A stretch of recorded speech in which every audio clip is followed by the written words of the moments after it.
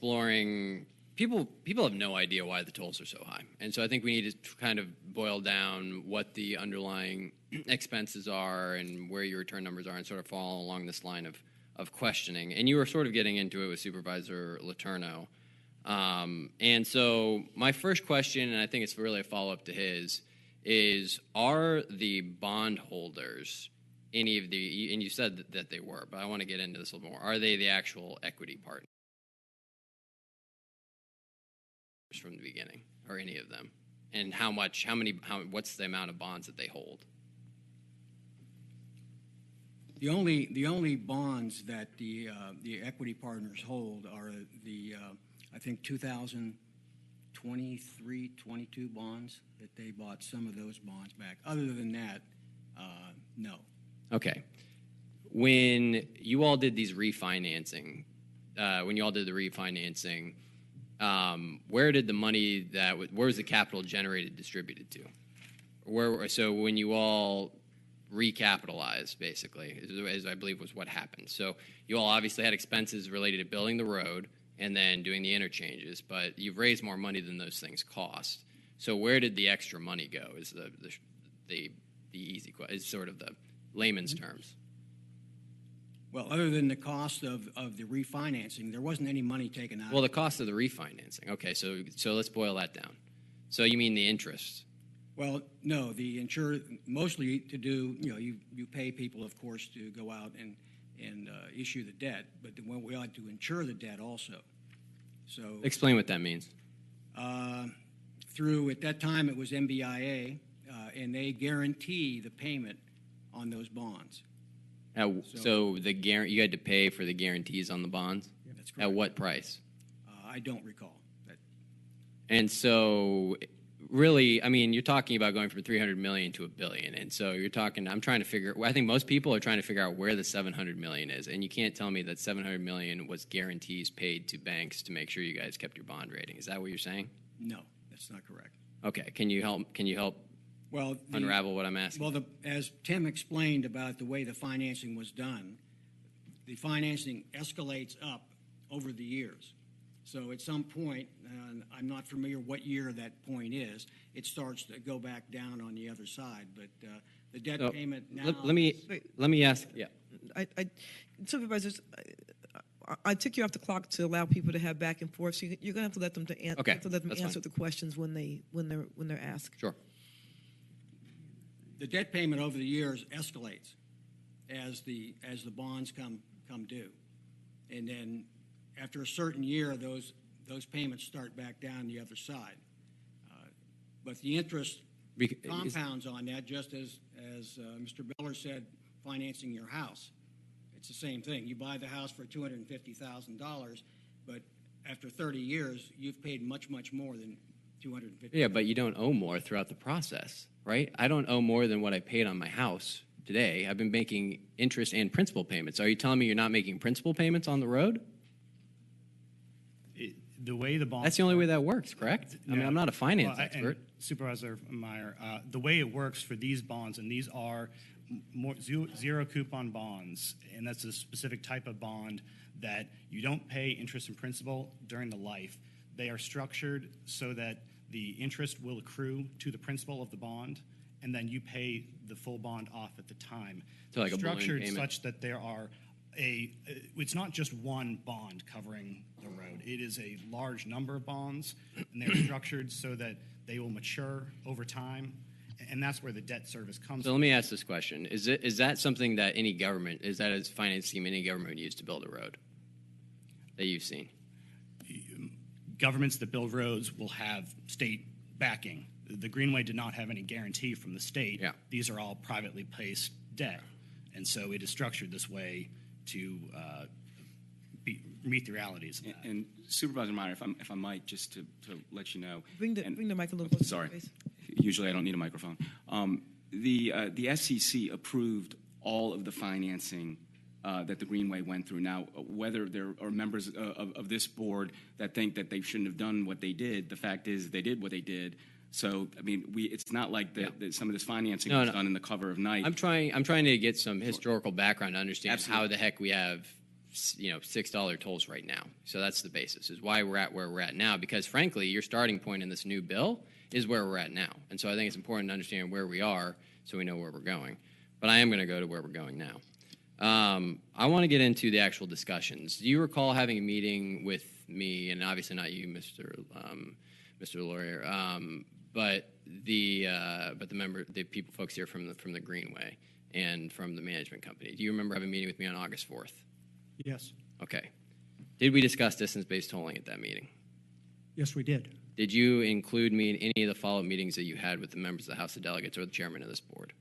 As Madam Chairperson had mentioned, the follow-on discussion started with all the Loudoun members of the delegations of the Senate and the House. And then I think Madam Chairperson was included in those discussions as well. Were you planning to have those discussions before our August meeting and you just didn't inform me of them, or did you decide to go on that path after our meeting? I think Mr. Biller here has referenced several times that the confirmation of key regulatory issues by the State Corporation Commission, the Supreme Court of Virginia in late 2016, that upheld the State Corporation Commission tolling decisions, clarified some issues for the Greenway, and as a result of that, we were able to start working through a comprehensive package with our stakeholders. So it didn't begin with discussions with you. We had already had those that strategy on the radar screen. And so it, as I mentioned, and as Tim has mentioned, basically after 2016, when the Supreme Court ruled, put us in a position where we could start to look at distance-based tolling. So let me ask another follow-up question. And since that point in time, we have had numerous conversations with the users of the road. We clearly understand that the Greenway users have wanted distance-based pricing for some time. Did you ask any member of the Senate to be in these conversations, Republican or Democrat? Supervisor Meyer, yes. We have had discussions, and we focused our discussions, at least initially, on members of the General Assembly. And as I sit here in front of all of you guys, I'm starting to think maybe that wasn't the best approach. But you got to blame me, not them, on that, because I was the one who gave them the advice on that. But we did talk with every member of the delegation that represents the Greenway, with the exception, I believe, of one. We did miss one state senator. But Republicans and Democrats, the discussions started really almost a year ago. The direction we were given, that I was given from the Greenway, from the new ownership group, was to figure out what people are thinking, where we might be able to find some accommodation, where we might be able to find some common ground. One of the reasons, I think some folks have asked why now. One of the reasons now is there is a new ownership group in the Greenway. There is a desire to turn the page. I think most people on this board understand it's really almost a poisonous relationship that has transpired, which is unfortunate. Not certainly what the new leadership in the Greenway want. It's one of the motivating factors for why we were here, why we've been working on this for a year. And I'm sorry, Supervisor. No. Well, it's okay. Listen, I appreciate that, and actually, to be honest with you, felt a little bit of that at the August 4 meeting. Okay, but the issue is that we were then brought what we were told was a done deal. I made a follow-up request via the chair for a follow-up meeting to continue negotiations to see if the deal could be improved. And basically, I was told I could continue to be briefed, but that negotiations wouldn't continue. Would that be correct, Mr. Lurie? Yeah, I think the major portions of the sort of the framework of the proposal, I think we're pretty much set. Some of the suggestions you had, quite frankly, Supervisor Meyer, we weren't going to be able to do. Well, honestly, we talked during your briefing when I found out for things for the first time. I had follow-up ideas I would have loved to share with you. Would still love to share them with you. Still open invitation. And so I want to move on into the actual what we have to vote on tonight. Let's get into the meat. So Supervisor Letourneau started out by saying correctly that you actually already do have some off-peak distance-based tolling, or what you call discounted tolling, from Leesburg to Claiborne and some of these other exits. That's 47 cents a mile, as Supervisor Letourneau pointed out. Why do you think the new off-peak tolls should, I mean, it's relatively arbitrary. Why do you think that they should be $1 per mile? First of all, the dollar per mile is a 2021 dollar. So let's keep that in mind when we're comparing today's dollars versus 2021. That's what it would be once the distance-based tolling would be implemented. It'll take us 2 years to implement the distance-based tolling because of all the infrastructure that we need to put in. And while we're talking about the infrastructure, I will reinforce our commitment to make the $30 million capital investment in the infrastructure that's needed for the distance tolling solution. It just so happens, as I said, and I'll have to refer to one of my colleagues here who was around either in the late 90s as how the toll was set originally at the west end of the road. But as I said before, that's something we've carried forward, but that doesn't mean that we could not charge the full maximum toll at all ramps. So let's talk about that infrastructure. When you say infrastructure for this $30 million infrastructure that you and the patrons keep repeating, you're talking about toll booths, correct? No. So I'm sure you're aware that the tolling system that we have in place, because we did talk about that in August, our tolling system is a mirror image of the Dulles Toll Road, except it's reversed on our Yes. where we collect the toll. So we collect the toll after you go through the mainline plaza. We don't collect any tolls at westbound exits. We collect tolls on westbound entrances, and it's the reverse on the eastbound. You pay when you get off coming eastbound. And so to implement distance-based tolling, we need to know the start and end point.